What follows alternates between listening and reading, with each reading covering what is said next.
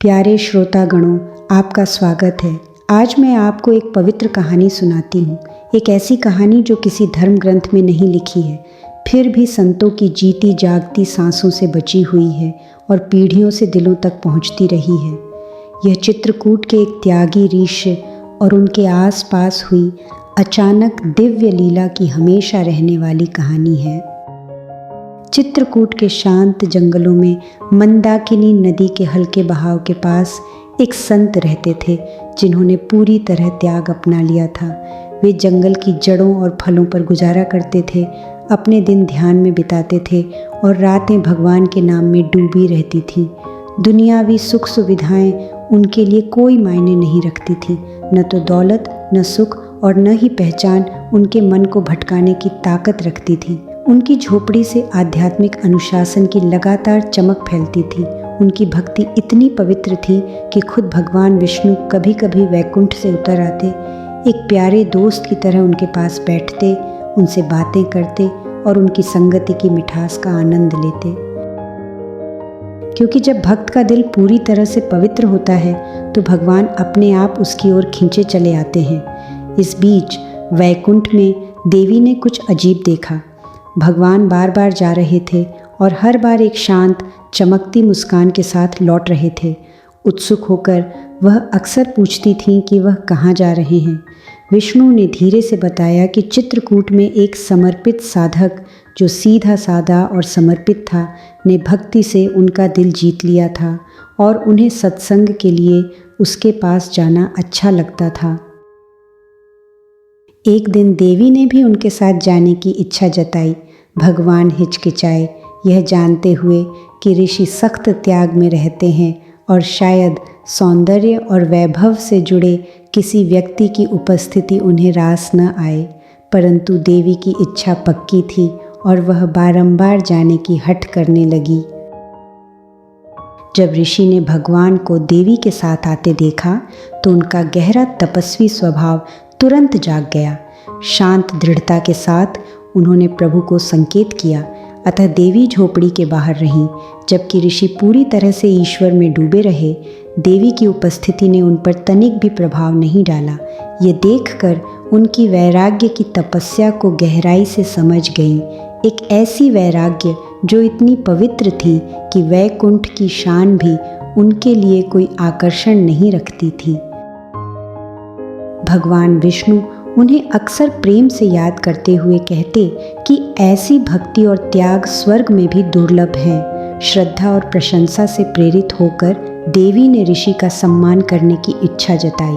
भगवान मान गए और गरुड़ को उन्हें वैकुंठ लाने के लिए भेजा गया। वहाँ ऋषि का दिव्य आतिथ्य के साथ स्वागत किया गया। भगवान ने स्वयं पवित्र जल, सम्मान का आसन और एक महान भक्त के लिए उपयुक्त स्नेह दिया। देवी ने स्वयं एक दिव्य भोजन तैयार किया, ऐसे मीठे और स्वादिष्ट व्यंजन जो स्वर्गीय थे। यद्यपि ऋषि ने इस दिव्य भोजन सामग्री को देखा और सरलता से मुस्कुराते हुए कहा कि ऐसे व्यंजन उस व्यक्ति के लिए शोभा नहीं देते जो कठोर तप के मार्ग पर अग्रसर हो। उनका भोजन सदैव सादा, प्राकृतिक और बिना सजावट का होता है। ये सुनकर देवी को दुख हुआ, क्योंकि उन्होंने सब कुछ भक्ति के साथ तैयार किया था। फिर भी उनका प्रसाद धीरे से अस्वीकार कर दिया गया। अतः दुखी होकर उन्होंने ऋषि को शाप दे दिया कि उन्हें जीवन में कभी भी दिव्य और राजसी भोजन की प्राप्ति न हो। ऋषि धीरे से हंसे और कहा कि उन्होंने वैसे भी ऐसे भोजन की इच्छा नहीं है और न ही भविष्य में होगी। यद्यपि आपके इन कठोर वचनों से मेरे ऊपर कोई प्रभाव नहीं पड़ता और न ही मेरे जीवन में कोई परिवर्तन होने वाला है, चूँकि आपके यह वचन क्रोध से प्रेरित हैं, इसलिए उसके कुछ दुष्परिणाम अवश्य होंगे। ऋषि ने कहा कि वह धरती पर एक साधारण घर में जन्म लेंगी, भ्रमण करते हुए ऋषियों की सेवा करेंगी और उसी सेवा से भगवान को प्राप्त होंगी। देवी ने सिर झुकाकर इस नियति को स्वीकार कर लिया। इस दिव्य घटना से उन्होंने शबरी के रूप में जन्म लिया, एक साधारण साधिका जिसने वर्षों तक संतों की सेवा की और भगवान राम की अटूट भक्ति के साथ प्रतीक्षा किया। जब राम अंततः उनकी झोपड़ी में पहुँचे तो उन्होंने उनके सादे जंगल के फल बड़े प्यार से स्वीकार किए और उनके समर्पण को अब तक दिए गए सबसे पवित्र भेंट में से एक बताया। यह कहानी गहन आध्यात्मिक बोध कराती है। यह सिखाती है कि सच्ची भक्ति को आडंबर की आवश्यकता नहीं और सच्चा त्याग किसी प्रशंसा या स्वीकृति की अपेक्षा नहीं करता और ईश्वर की कृपा पद प्रतिष्ठा से नहीं बल्कि निष्कपट भाव से प्राप्त होती है। यह याद दिलाती है कि आध्यात्मिकता केवल ग्रंथों में नहीं बसती, वह विनम्रता में खिलती है, सेवा में बहती है और खुले हृदय में ईश्वर की उपस्थिति बनकर जी जाती है।